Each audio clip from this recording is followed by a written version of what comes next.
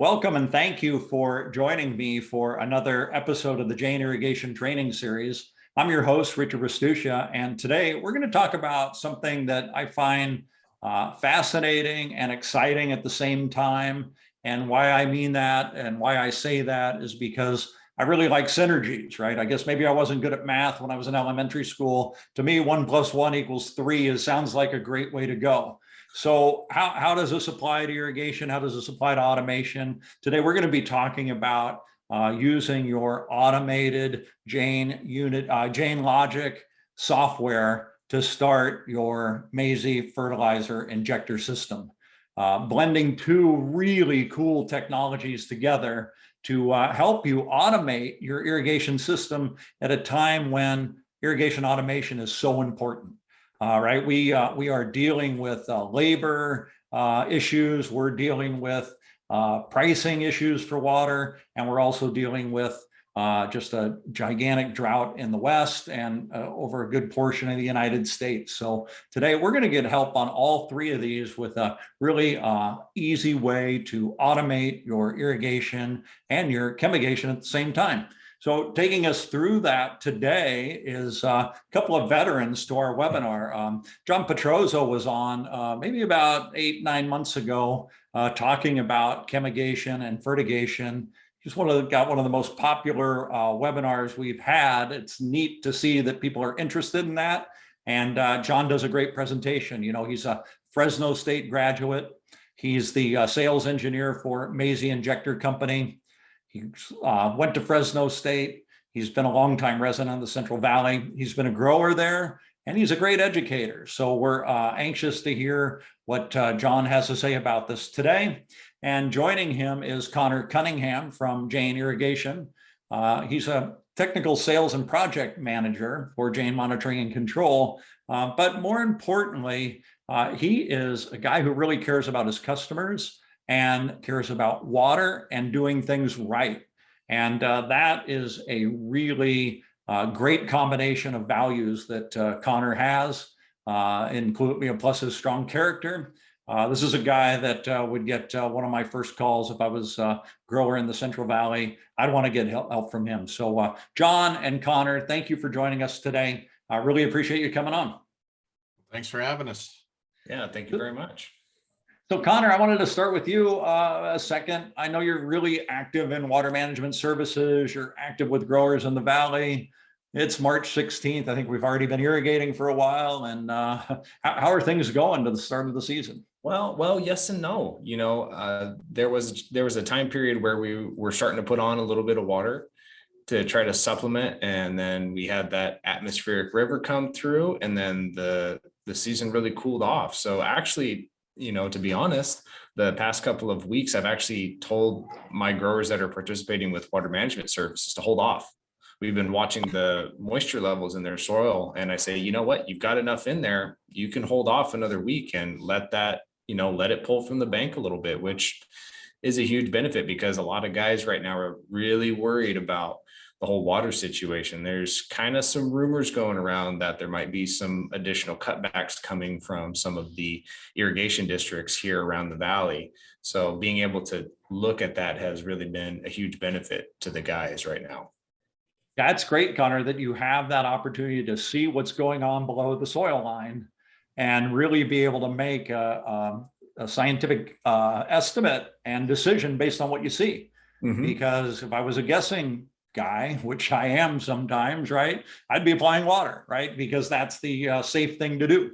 So right. That's really great that you can do that. So John, how about you? I know you've been out there and active. What are you seeing? What are you hearing? A lot of the growers are very concerned about the water. Just the irrigation districts, Fresno Irrigation District said they're going to delay their first release of water, and they didn't really hint to as how much of an allotment that's going to be. But on the dealer side, the dealers are all very, very busy. I had a conversation this morning with one dealer.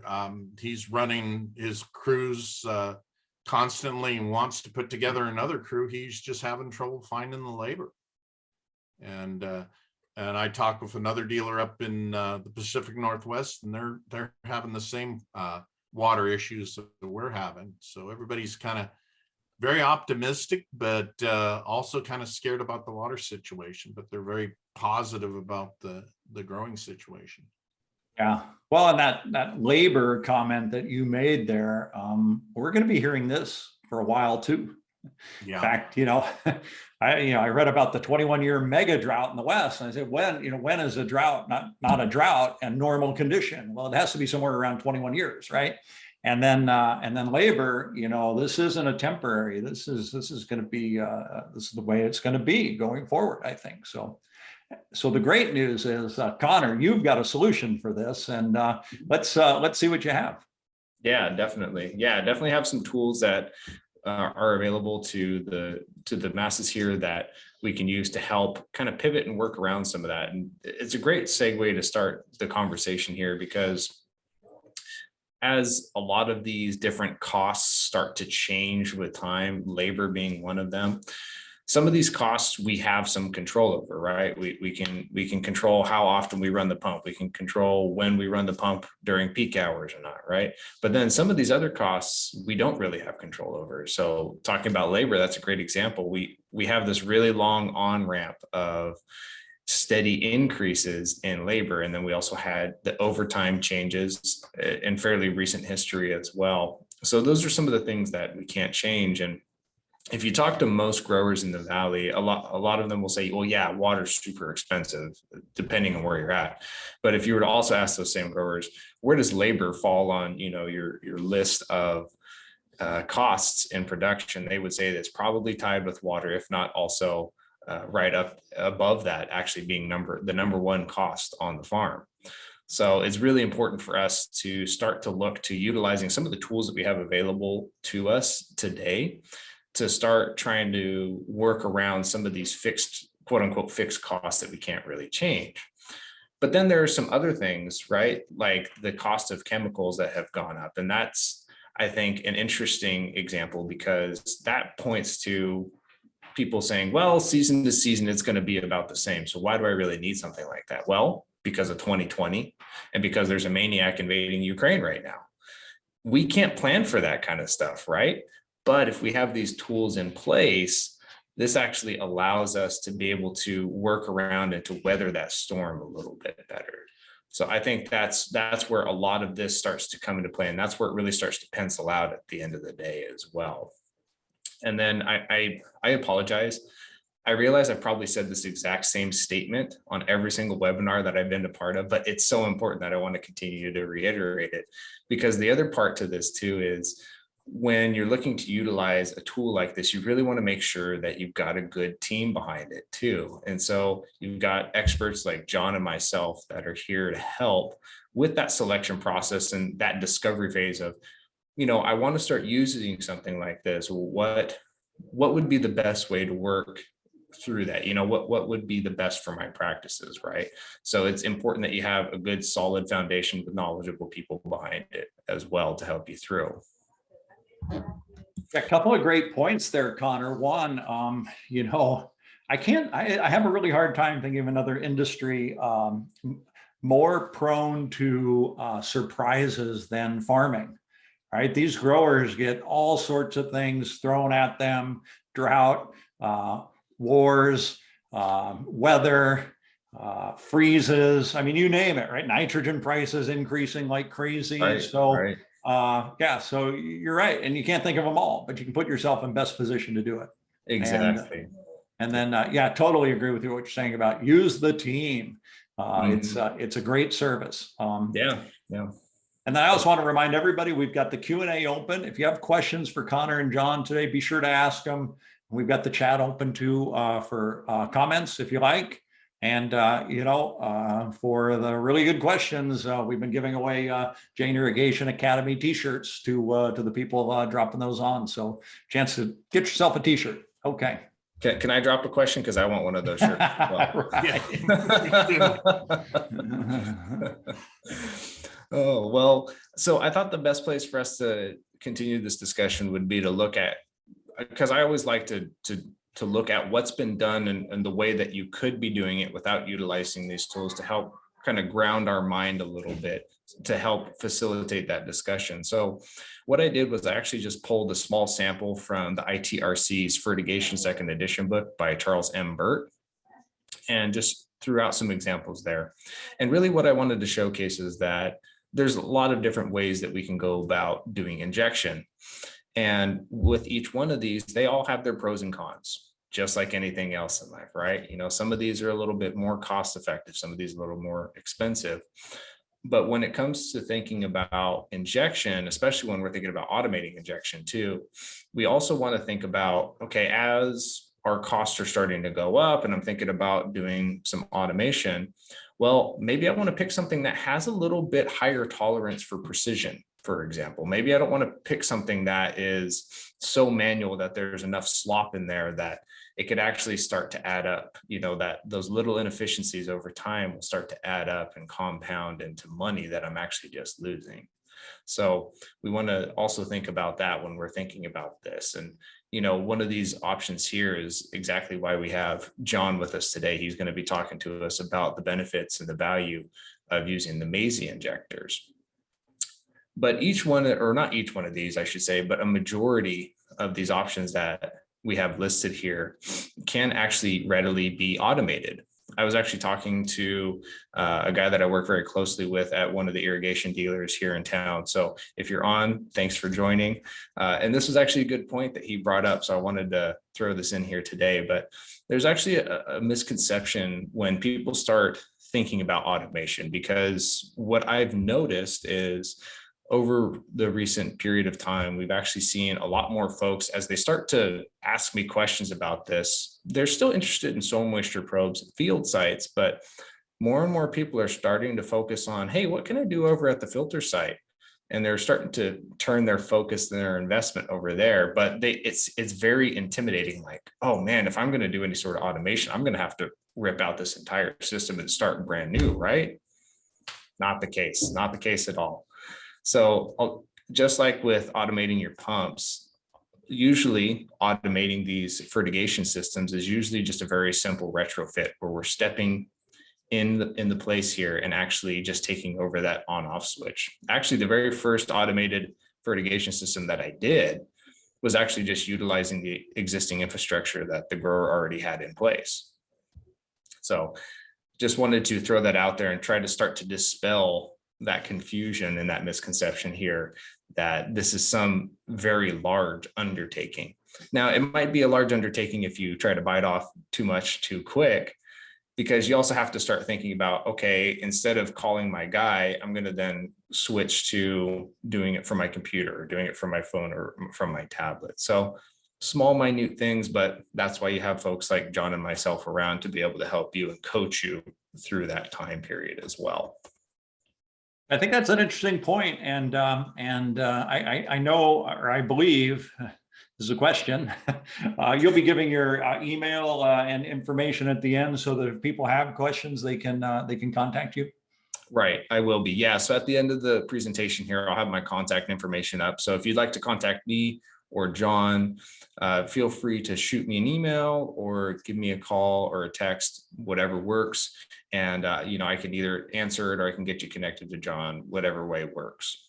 Yeah, that's great. Very generous. Thank you, guys. Yeah, of course. Like I said, it's about the people, right? If you're going to invest in something that's of this level, you really should also be thinking about the people that you should be investing in as well. Yeah, so on this next slide here, I've got a couple of examples showcasing what we were just talking about in the last slide about the different ways that we can go about automating the injection. So the thing that I wanted to showcase here is that there's really a spectrum of different options that we have available to us that we can start to work with. And of this spectrum, a large majority of it can be automated, right? So on this left-hand side is a very simple centrifugal pump with a Mazzei style or Venturi style injector with a little dosing mechanism up above it. And that's a very simple, very clean, easy way to get your injection going in a very methodical way. And that can actually be automated. We just step in, take over the control of that electrical signal, and then you're off to the races at that point. But then on the other side of the spectrum here, on this other image, we have this very complex system where we have 5 different dosing pumps, Grundfos style dosing pumps. And each one of those pumps is actually controlled by a variable frequency drive in and of itself. So you can see that, again, there's more than one way to skin a cat, and it's all dependent on what you're trying to achieve and what fits best into your practices. And once those are in place, more likely than not, we'll be able to automate it. And then you can start to have those instant savings. And then you can also have that instant scalability, because I don't know about you guys, but every time I've gone to a farm, usually farms are set up in a way that things are easily replicatable. So that way you can do things quickly and not have to think about it, right? So if you're able to set up a small centrifuge pump like this one on the left-hand side at one of your filter stations, chances are you're going to be able to copy paste and move that to the next filter station. And if that's automated, you've then just cut down on the labor for not only the injection, but also the flushing, which I'll show you how we can do that here in a little bit in the live demo. So right there, you're already getting 2 different savings by just having one small piece of machinery out at that filter site. So Connor, that was a great, big picture overview. Thank you. And it gives me hope, right, that we can figure this out. Right. I tell you, it still looks a little complex to me. And when people say, "Oh, it's easy," I want to actually see how easy. Are you going to be able to show us with a demo or something later on? Yeah, so after I hand the reins over here to John, he's going to talk to us a little bit more about the value of the Mazzei injectors and how we would use them and why we would use them. And then after that, I'm actually going to pull up Jain Logic, and we're going to do a very quick run through of how folks are using Jain Logic, drawing that information out, and then what they would normally do to then move to creating the automation schedule with injection included. So that is definitely what we have planned for today. Okay, now we got a question from a viewer, and they're asking about if you can connect it to, if it connects to electricity, has a switch, right? If it gets power, can you turn it on and off with Jain Logic? And can it be put on a schedule to do that? Yes to both. Yes. Yeah. So that's all we're doing, really. We're just stepping in between that process, that signal between the device and that switch, whatever, if it's a HOA switch, a button, or you're plugging it into the wall, right? whatever that signal is that allows that electrical current to flow, we just interrupt that, and then we take control at that point. Yeah. And it's really, that is a simple, basic concept.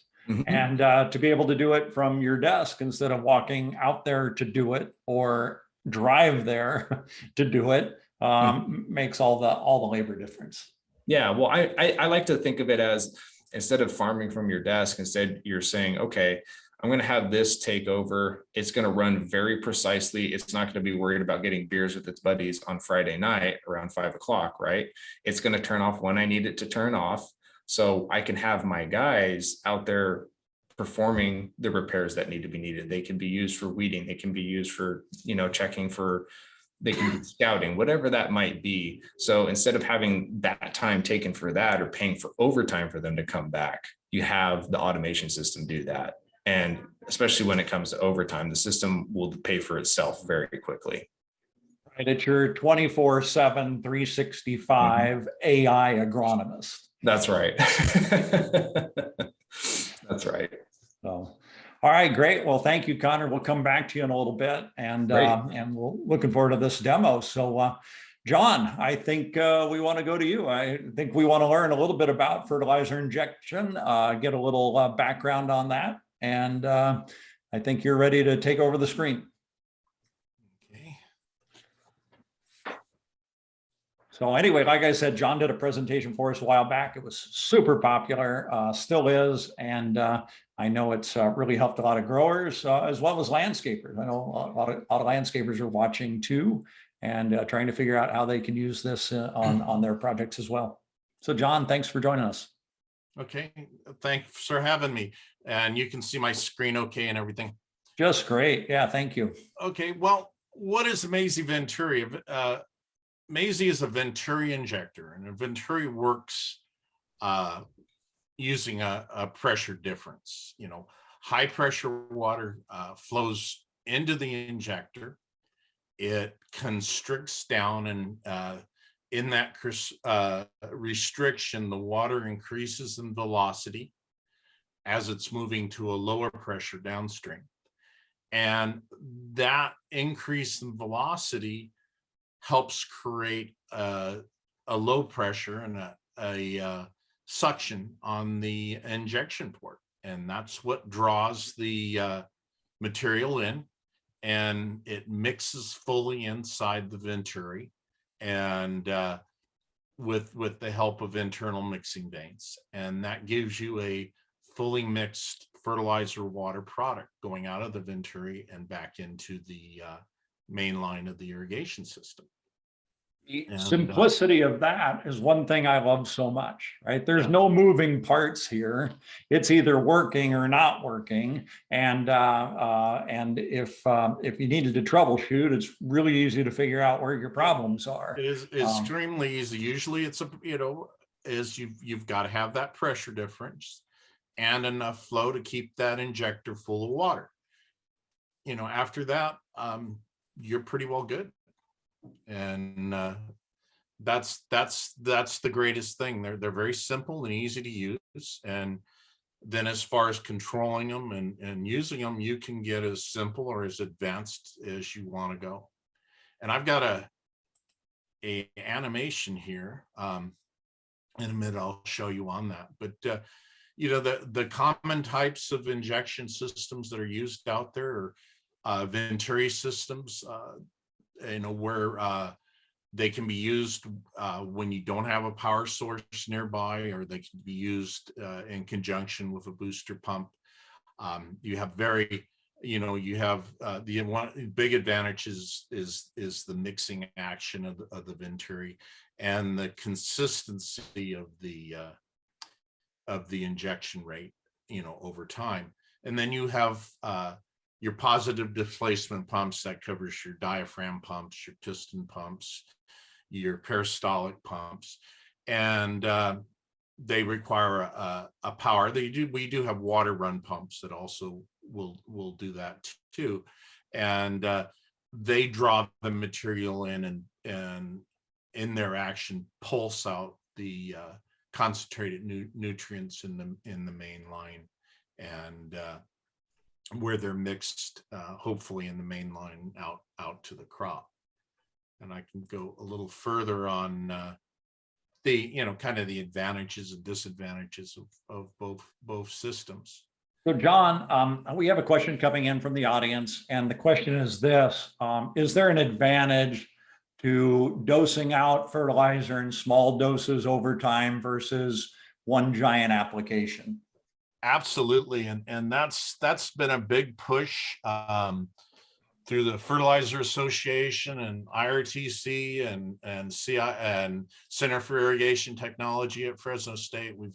Everybody's pushing for more dosing, because you're slugging out, and a lot of it is just time management.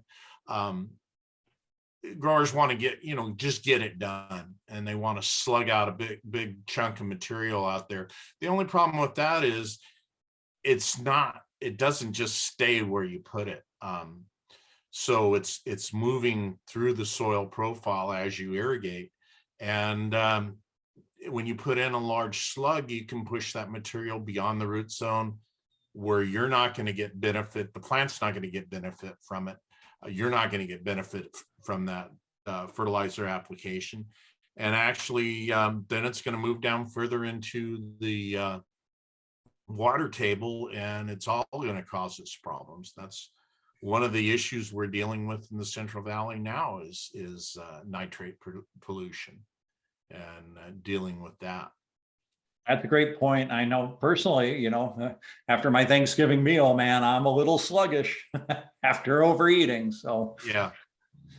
Yeah, it's kind of hard for a big guy to talk about nutrition, but you know, that's a great analogy. I mean, we shouldn't eat that way. We don't eat just one big meal and then go for a week at a time without eating. We do it in smaller portions over time.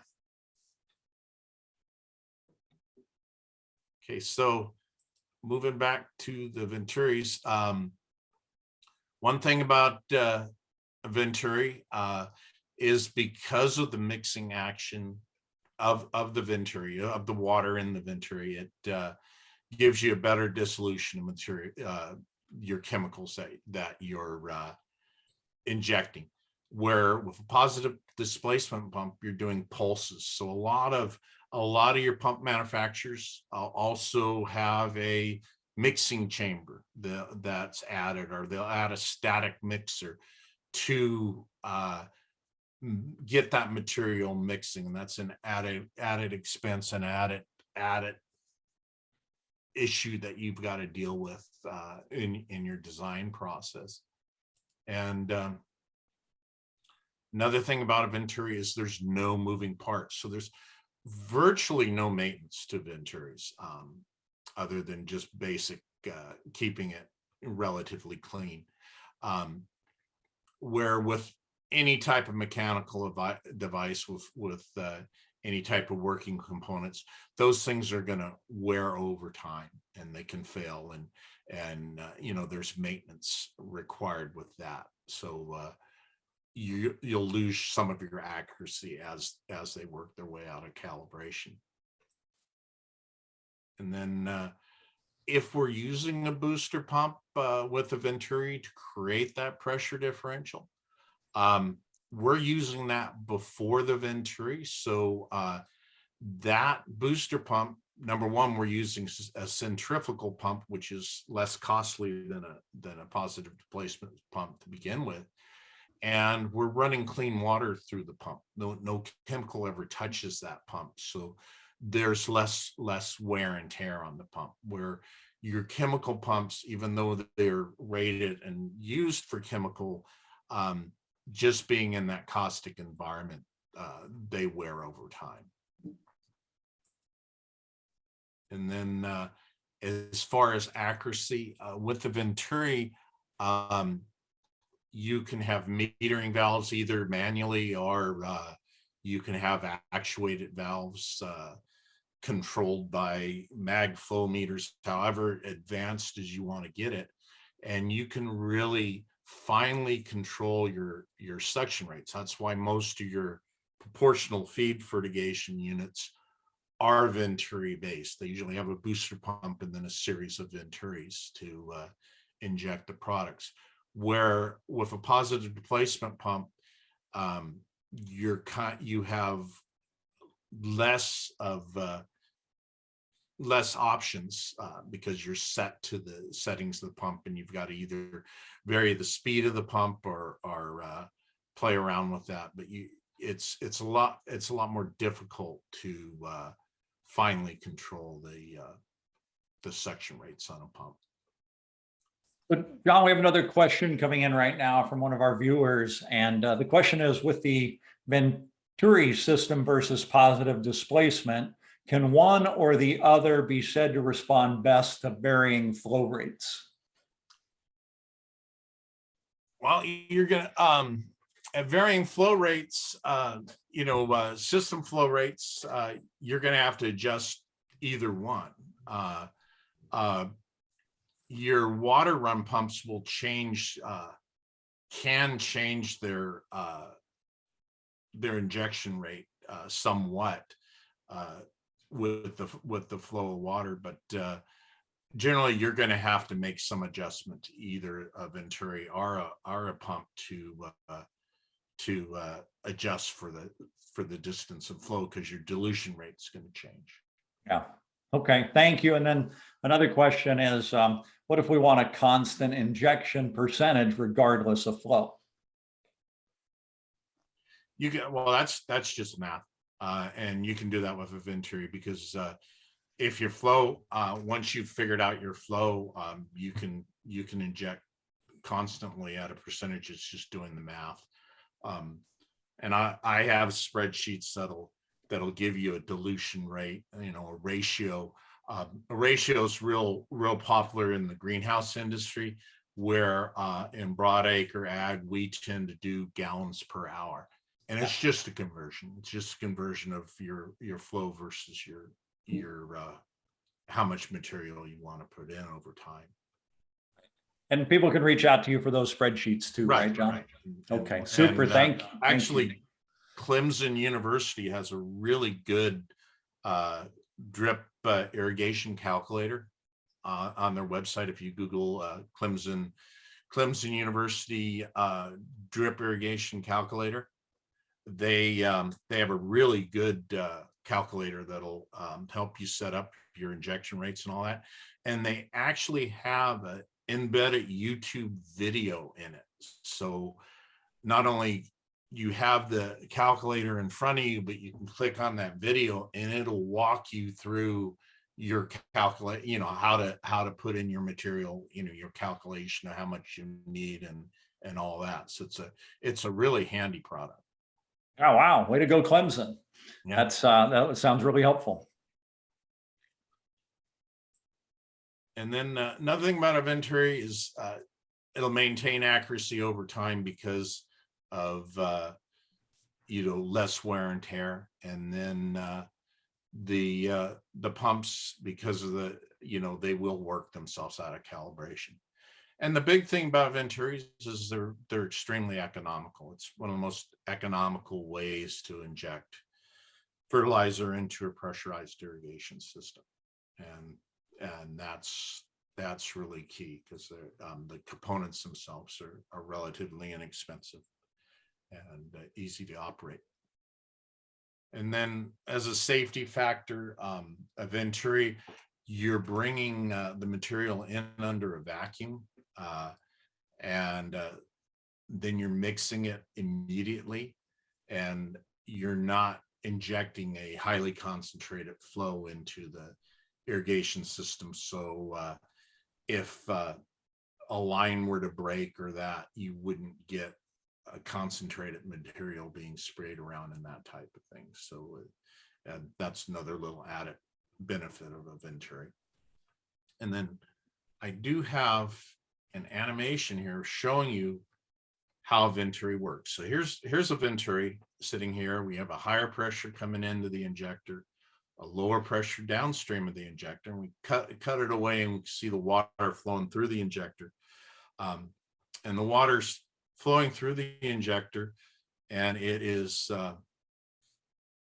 narrowing down and going through that constriction and increasing the velocity. When it does that, it's creating a vacuum, and that's kind of illustrated by that little white triangle there. And that generally starts at a difference of about 23% between the inlet and the outlet pressures. And as that difference increases, our suction will increase also. So if you want to increase the suction on a Venturi, the easiest way to do it is increase the difference between the inlet and the outlet of the injector. And you can see it there now.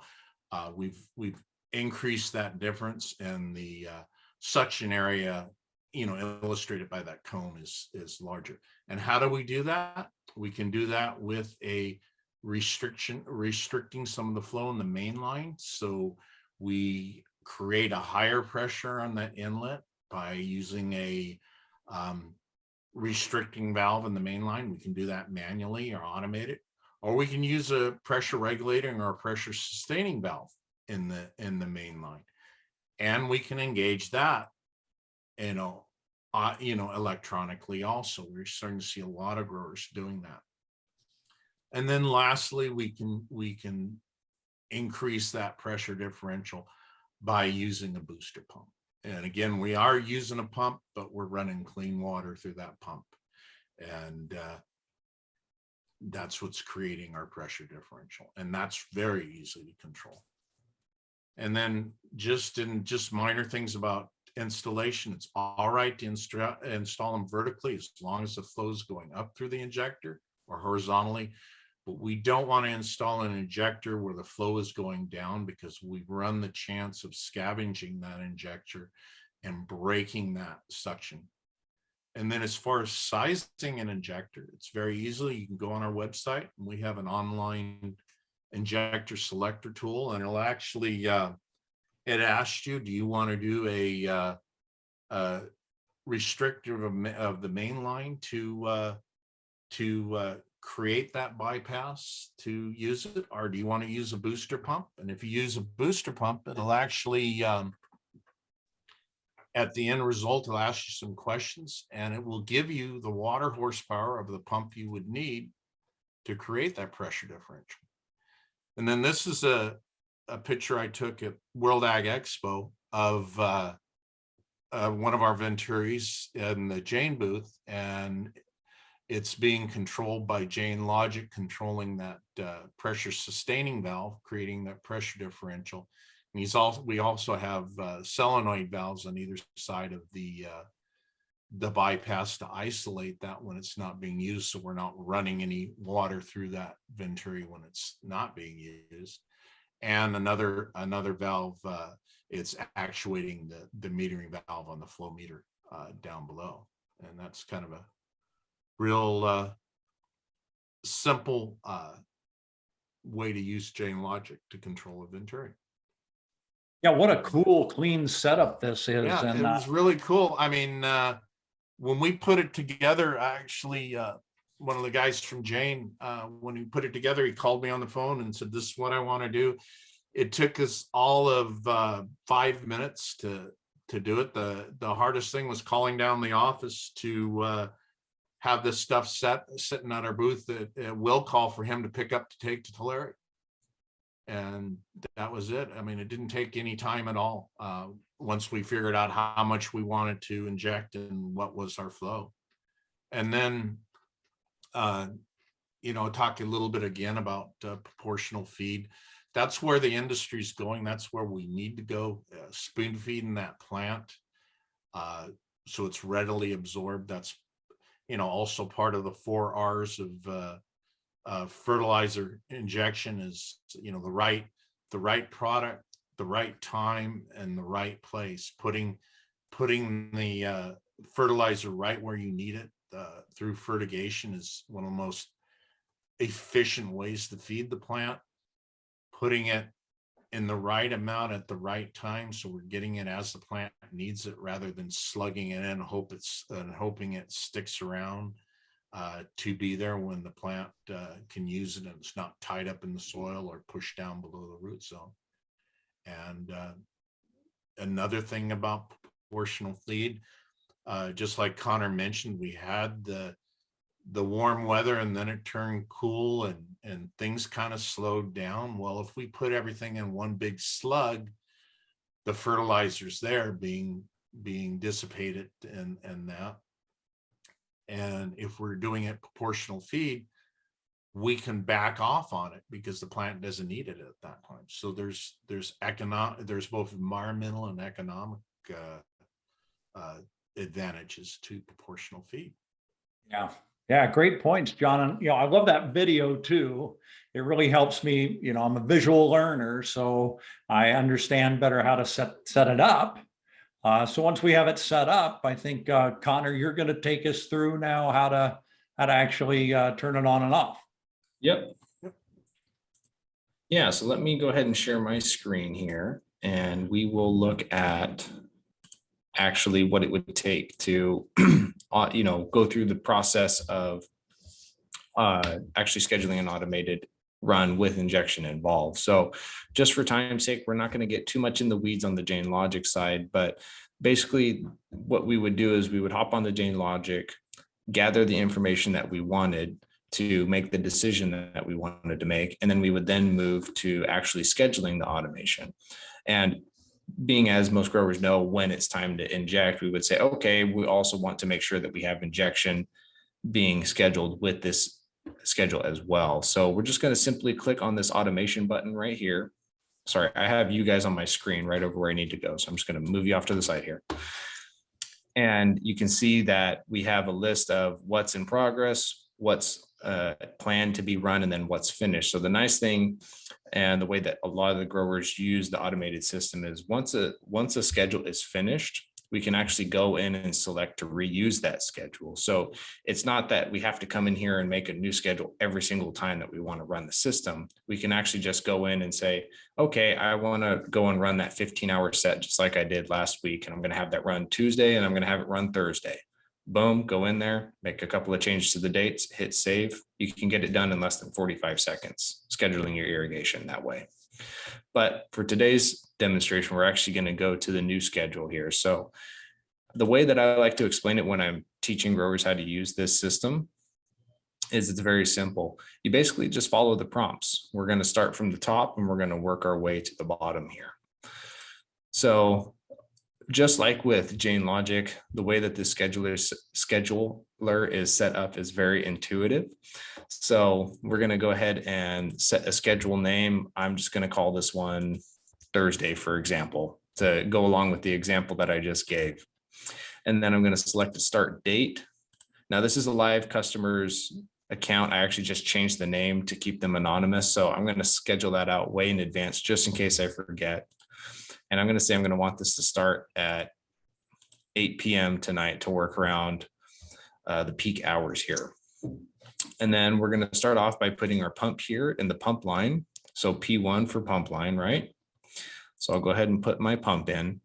And the nice thing about the way that the system is set up is that the pump will actually be slave to the valves in the schedule. So what does that mean? That means that when the valves open up, and when the valves finish their irrigation and they close, the pump will start and stop within that time frame. So you don't have to do any additional math. The system's going to take care of that for you.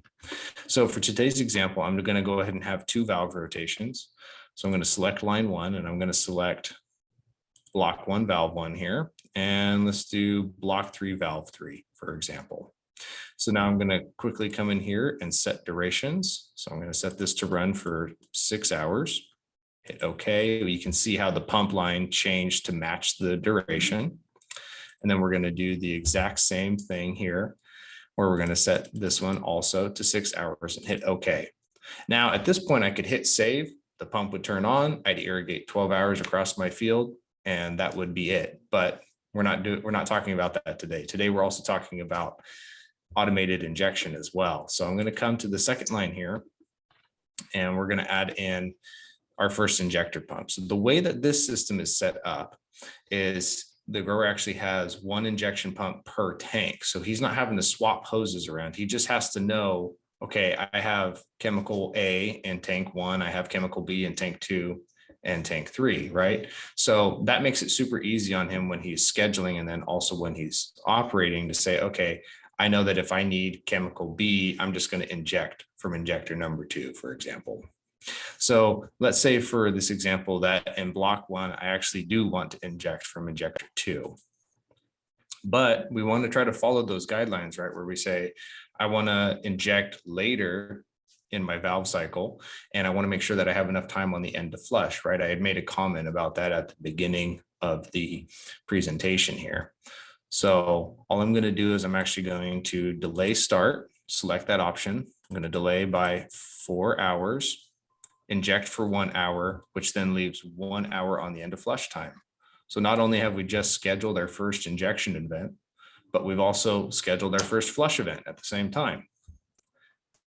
And I don't want to stop there. I want to go ahead and inject in the second valve cycle as well, but I want to inject from tank number 3 on this next one. So I'm going to go through the exact same process, apply an override, which means that will give us the ability to delay by 4 hours, run for 1 hour. Oh no, my screen seems to be Cut off the bottom. Yeah, let me shrink that just for a second here, and let me see if that will help me out. All right, there we go.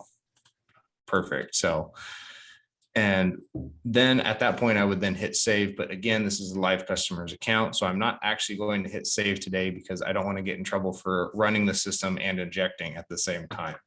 But that's as simple as it is to actually be able to not only schedule the irrigation, but then also do the injection. And if this were a situation where we were just opening up valves, the C3 doesn't care whether it's a solenoid valve with a Mazzei injector or a small dosing pump.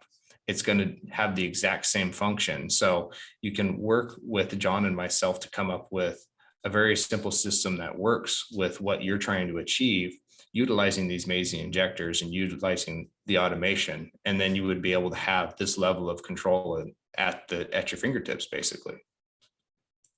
That's fantastic, Connor. We should have put simple somewhere in the title of this, because that was super simple. And I gotta congratulate you, because live demos are not easy. I liken them to live animal acts, right? Right. Anything can go wrong at any time, but you did a great job of showing us how simple that is. So thank you for doing that. And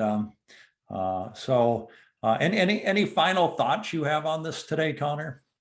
Yeah, one thing, I'll actually jump back to the PowerPoint here. So I apologize for a little bit of the sloppiness. But I just wanted to throw this last slide up here as we start to wrap up to say, thank you for everybody joining us today. And as a thank you, we did have a promotion here for anybody who's looking to start working with these automated systems, and they also want to utilize the great Mazzei injectors. As part of that will actually include 6 months of the Jain Logic subscription for free. So wanted to throw that out there. So if you call one of us up and say, hey, you know what, I'm really excited, I want to try to do some of this, let me know that you attended this webinar, and we'll make sure to have that promo added to your project there. Wow, that's a great offer, Connor, because that 6 months free, it's going to more than cover the cost of your injectors. Yes. Yeah. What a nice offer. So thank you for that, Connor. John, any final thoughts for our guests today? No, we're always here. Our injector selector tool is a great tool to help size the injectors. Jain is one of our master distributors. They do a great job. They always are there to help and get the product to the dealers, and there for the dealers. So you've got a lot of support with the units. I mean, it's not going to be something that you get this thing out of the box and then it's like, okay, now what do we do? I mean, there's help available. Yeah, and that's everybody's fear, right? I'm going to get stuck trying to figure this out, and guess what? I don't really have time to do that today, and I probably won't have time to do it next week. But if I can get some help, I can probably get it done in a reasonable period of time. And that's what I really appreciate from you guys today. Thank you. You guys were great today. I want to thank all our viewers for joining as well. We know your time is valuable, and so we really appreciate you spending some of your time with us to improve your water management, sustainability, and conservation skills. So thank you. Please remember, you can see all the Jain trainings on our website at jainsusa.com/trainings. We're also wherever you listen to your favorite podcasts. I love the fact that people are out there in their work days listening to our podcasts, becoming better water managers, better stewards of the environment. And that really helps get me up every morning. So thank you guys. Thanks everybody. And we're actually dark this Friday. Get some time off on Friday, but we will be back next week talking about different irrigation emission devices and what applications they are suited for. So should be a great one with Michael Pippin a week from today. All right. Thank you, everybody. Have a good rest of the day. Thanks, guys. Thanks, Thank Richard. you.